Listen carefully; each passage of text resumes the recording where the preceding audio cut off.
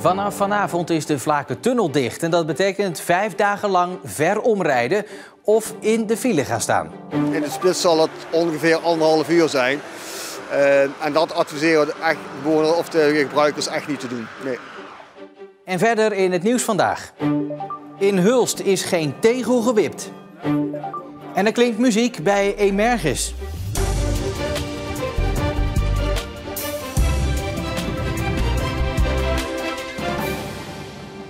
Goedenavond. Tot volgende week maandag is Zeeland een stuk minder goed bereikbaar. Een aantal technische installaties in de Vlakentunnel moeten vervangen worden. En dus gaat de tunnel helemaal dicht. Rijkswaterstaat verwacht daardoor een extra reistijd van 1,5 uur.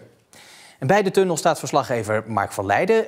Mark, de lange afsluiting van de Haringvlietbrug die ligt natuurlijk nog vers in ons geheugen. Maar het gebeurt toch niet zo vaak dat zo'n belangrijke verkeersader zo lang dicht moet?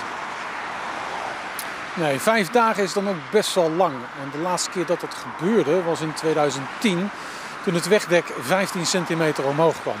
Maar de afsluiting van bijna een week is echt wel nodig, zegt Rijkswaterstaat. Ja, dat is zeker nodig. In een tunnel, we staan hier voor de Vlakentunnel. Er zitten 50 systemen die de veiligheid borgen. Er moeten er 4 nou van vervangen worden. En we hebben echt de tijd nodig om die systemen te vervangen. Maar ook te testen, want je wilt wel dat de tunnel weer veilig open kan. Welke onderhoudswerkzaamheden worden er gedaan? Wij gaan de omroepinstallatie die gaan we vervangen. We gaan de intercom vervangen. En we gaan de camera's vervangen. En daarna krijg je het bediensysteem, dat krijgt nog een upgrade. De Vlakentunnel kan er dan weer een tijdje tegenaan. Hoe lang?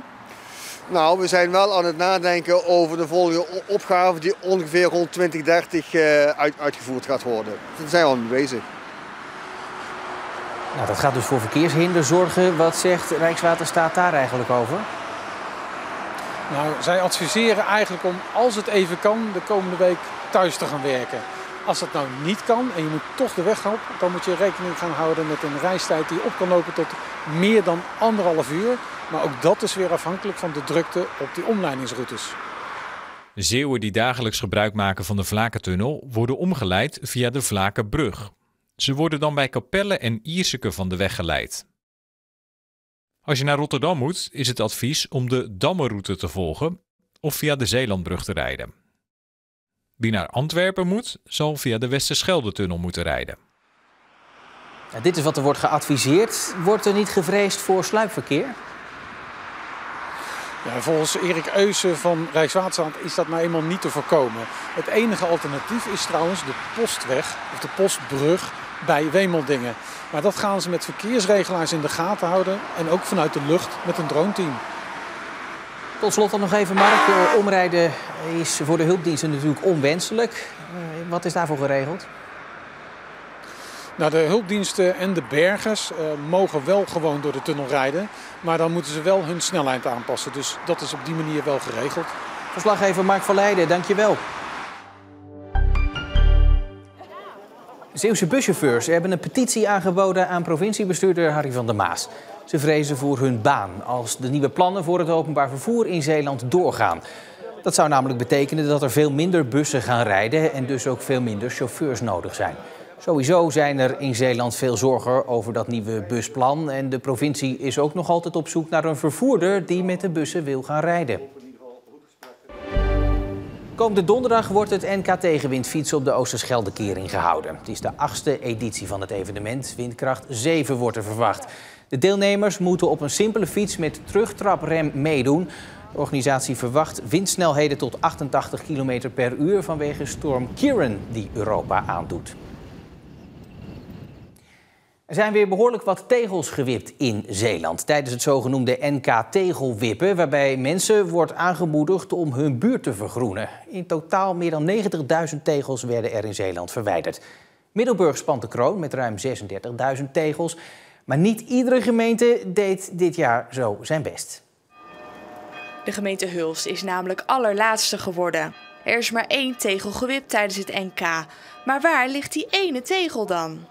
Bij kindcentrum Willy Broordes is het hartstikke groen. Ze hebben namelijk vorig jaar meegedaan aan het NK Tegelwippen. En ja, die tegels zijn er allemaal uit. En ook die ene tegel van dit jaar is hier niet te vinden. Ja, meneer, wat vindt u ervan dat hier maar 1 tegel is gewipt? Ja, als dat zo is, dan is dat eigenlijk Heel slecht vind ik persoonlijk. Veel te weinig, hè? Veel te weinig. Oost moet het voorbeeld geven, hè? Moet meer groen. Dus ik denk dat het wel nodig is dat er een tegelwipper bij komt. Ik wist er eigenlijk niet zoveel van, maar 1 tegel. En in andere gemeentes behoorlijk wat meer. Ja, dan is dat eigenlijk niet goed. De gemeente laat weten dat die ene tegel ook niet is gelicht. Ze hadden zich namelijk aangemeld en daarom krijg je symbolisch 1 tegel cadeau. De gemeente wil in de toekomst wel meer gaan doen aan vergroening en geven ook aan dat ze het belangrijk vinden dat de gemeente groen is. Een ruime meerderheid van de Middelburgse gemeenteraad vindt dat vanaf volgend jaar ook winkels buiten het centrum op zondag open mogen. Nu is dat niet zo en dat zorgt volgens de supermarkten Jumbo, Lidl en Aldi voor oneerlijke concurrentie. En de gemeente denkt daar dus ook zo over. Opnieuw staan er dit jaar 8 Zeeuwen in de quote 500, de lijst met de 500 rijkste Nederlanders. Een van hen staat een stuk hoger dan vorig jaar. Kees Meijer van frietfabriek Lamb Weston Meijer. Hij mag zich nu namelijk miljardair noemen. Vorig jaar verkocht hij zijn aandelen van de fabriek in Kruiningen voor 700 miljoen euro. Ook in de lijst met de rijkste families staan Zeeuwen. Dat zijn de familie Kloosterboer, bekend van het opslagbedrijf, en de familie Doeleman van Zeelandia in Zierikzee. Het begon ooit uit liefde voor muziek van een paar medewerkers, maar het is inmiddels uitgegroeid tot een volwaardige dagbesteding van de geestelijke gezondheidsinstelling Emerges, de Music Room in Terneuzen. Vooral populair bij jongeren. La vida loca, als je even naar me kijkt. Lekker jammen, zingen, componeren, maar ook liedjes leren schrijven. Onder begeleiding van professionals. Het gebeurt hier, in de zogenoemde Music Room. De Music Room ontstond omdat er behoefte was aan aansprekende dagactiviteiten voor het toenemende aantal jongere cliënten. Ja, ik kende toevallig zelf een producer en ik wist dat hij ook in de jeugdgevangenis kwam af en toe. En toen heb ik eigenlijk gevraagd aan hem van ja, zou je dat niet op regelmatige basis bij ons ook kunnen doen? En ik wist dat hier een muziekruimte is opgezet door mijn collega ooit. Die nu leeg stond eigenlijk. En ja, zo is het balletje eigenlijk gaan rollen, zeg maar. En sindsdien bulkt het hier van de creativiteit. Zo maakt Maurice muziek met zijn computer. Hij heeft ambities om bekend te worden.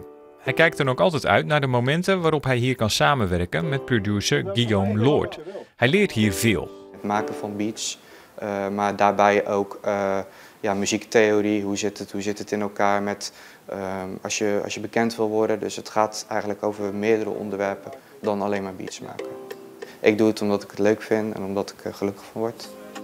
In de club doen we het zo. Ismaël neemt hier zijn liedjes op en hoopt ze ooit uit te brengen op een YouTube-kanaal. Muziek maken is voor hem ook een uitlaatklep. Dat je dit hier kunt doen, wat betekent dat voor jou? Veel. Je kan dan je gevoel kwijt in muziek. En wat je hebt meegemaakt in je verleden en zo.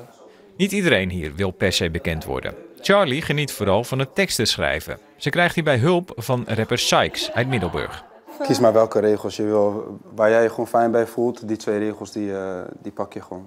Oké, ja, ik begin even gewoon bij het begin dan, zeg maar. En ik zeg van, ik word wakker en dan kijk ik in de spiegel en dan is het elke weer dezelfde riedel. Ja, los van of je ambities hebt om echt een artiest te worden, ja, wees in touch met je feelings, met je gevoel.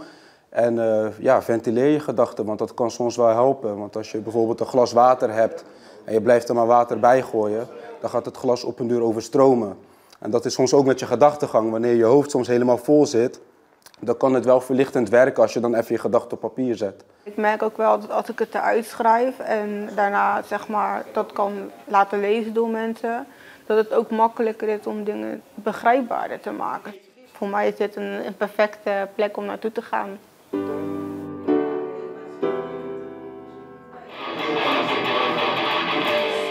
Bonjour madame, laten we samen gaan op reis. In de club doen we het zo. 'S Morgens was het nog een tijdje droog met opklaringen, ook nevelig hier en daar. Daarna kwamen er af en toe regenbuien van west naar oost overtrekken. Morgen dan begint opnieuw droog, maar in de middag en avond neemt de kans op regen weer toe. De maximale temperatuur is 12 tot 14 graden en er staat een matige tot krachtige zuidenwind. En daarmee zit Zeeland Nu er weer op voor vandaag. Het laatste nieuws, dat vind je natuurlijk altijd online in onze app en ook op omroepzeeland.nl. Ik wens u voor nu nog een hele fijne dinsdagavond.